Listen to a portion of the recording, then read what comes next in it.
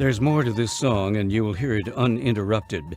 But I'd like you to meet Kenny Werner, the composer, and this figure in the night is the little blue man, somewhere around the Sunnyside Club, or the Sunside Club in Paris, France.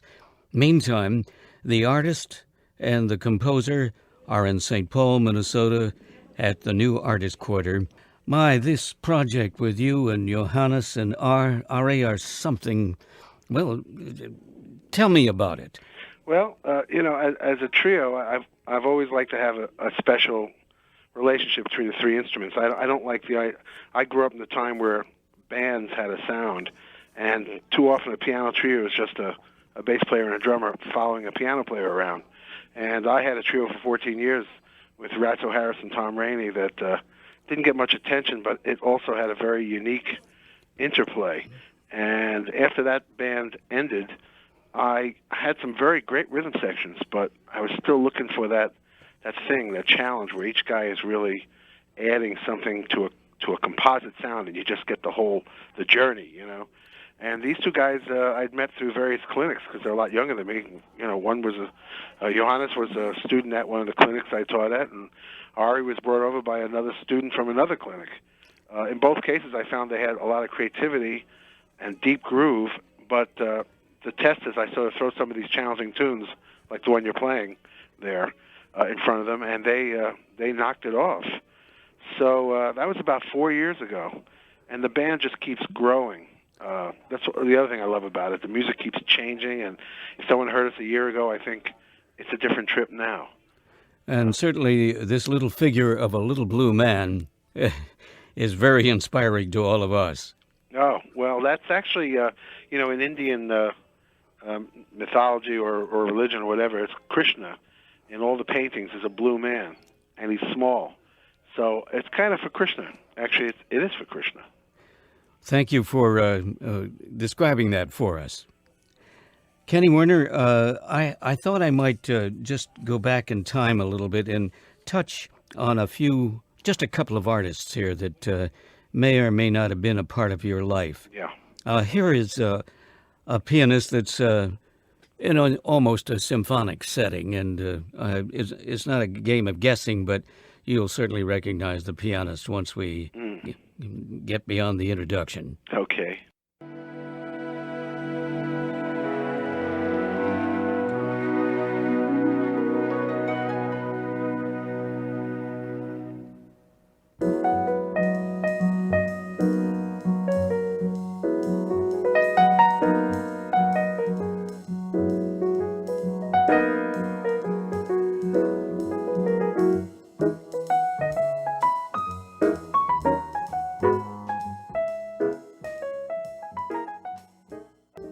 From one pianist to another, was he one of your favorites? Oh, absolutely. I can't believe you played that record.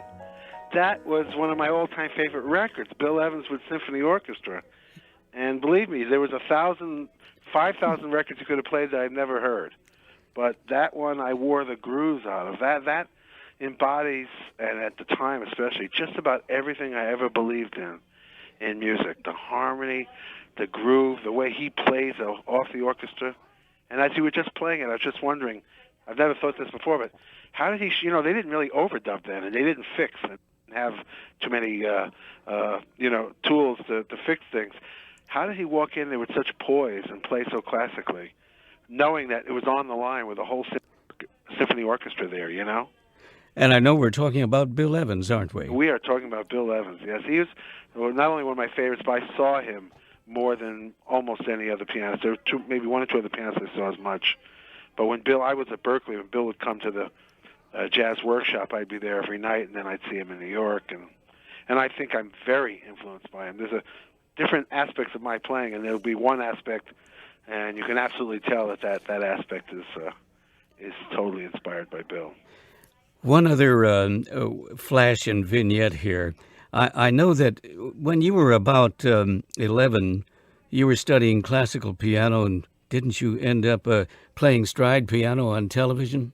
I did play stride piano. That wasn't really because of my training, which was horrible training. It was just a horrible suburban type training. My first teacher was my worst teacher. But it just so happened that my father, the only jazz record he had was several Fats Waller records. He just loved him because he loved him as an entertainer. Also, he had a friend that played piano, and he wasn't much of a piano player, but he accompanied himself in every way by striding, the bass note, then up 2 octaves to a chord, oompa, oompa. And that was the way I learned to play. It wasn't until I got to high school I played with a bass player, and I was still doing that. And he told me, no, you're not supposed to do that when there's a bass player. So I'm one of the few guys that didn't really go back to learn it as an art form, but I came up, I'm talking about at a very late date, playing in a stride fashion. Well, let's listen to a little of this, and certainly this will take you back to maybe one of your father's recordings. This is the Clothesline Ballet.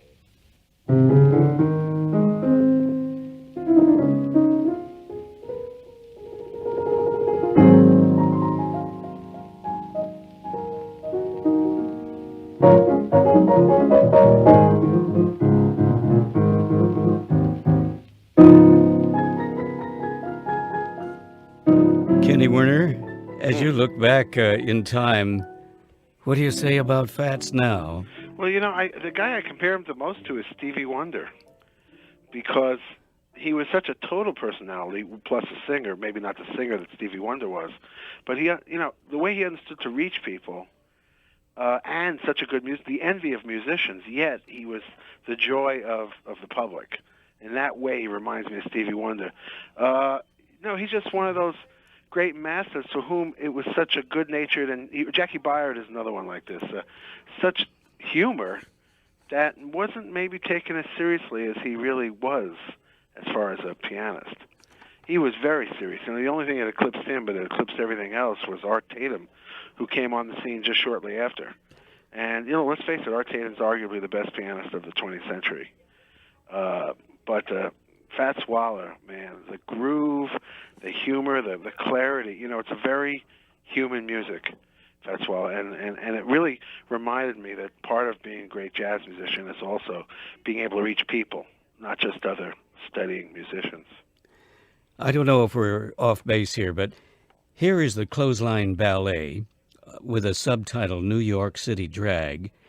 Leonard Feather's daughter, Lorraine Feather, has written a lyric and developed it something like this. Just thought you'd like to hear it. Sure.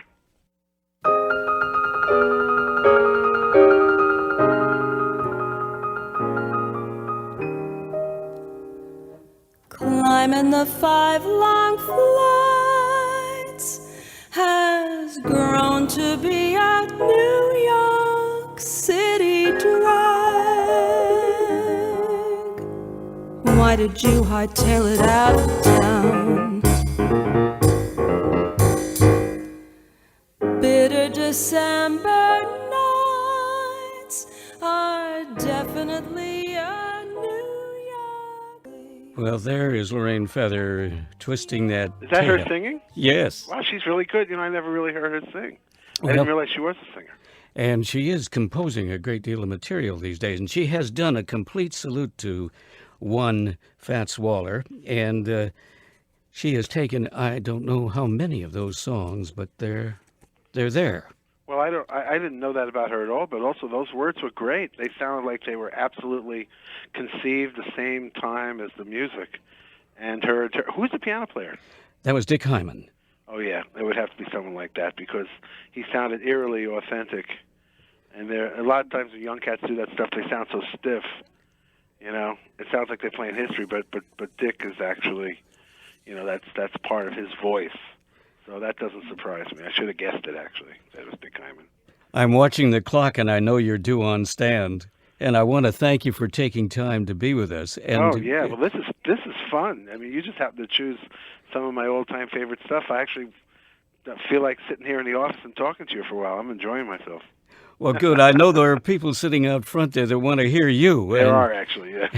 Absolutely. And Johannes Wiedenmüller and Ari Hennig? Honig and Weidenmuller. Yes, Weidenmuller and Honig. Thank it you. sounds like quite a German trio, but one of us is from New York. That's me. Johannes is German. He's from Heidelberg, and Ari is from Philadelphia, I see. which is about as German as the band gets. Well, you're demonstrating what's global about American jazz. Oh, absolutely. If you go to Europe, everything else about America is addictive, and people hate themselves for succumbing.